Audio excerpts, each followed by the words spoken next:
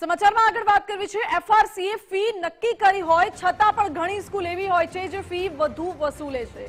વિધાનસભા ગૃહમાં આ મુદ્દો ઉઠ્યો છે। ઇમરાન ખેડાવાલાએ દાવો કર્યો કે અનેક શાળામાં એફઆરસીએ ફી નક્કી કરી હોય તેનાથી પણ ડબલ ફી વસૂલવામાં આવે છે।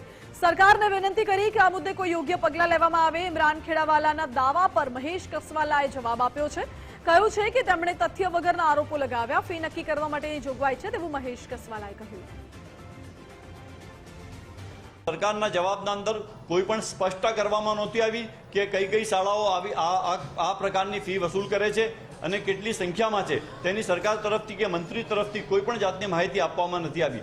મારા પાસે જે માહિતી પ્રમાણે ઘણી બધી એવી શાળાઓ છે જે વિદ્યાર્થીઓ પાસેથી ફી વસૂલ કરે છે, જેના કારણે તેના પરિવારના જે ઘણા બધા લોકો છે, વાલીઓ છે, એ પણ અમારા પાસે આવે છે કે આ શાળાઓ અમારા પાસેથી ડબલ ફી વસૂલ કરે છે। માનનીય ઇમરાનભાઈ, ફી રેગ્યુલેશન એ ગુજરાતની દેશમાં કદાચ પ્રથમ પહેલ હતી।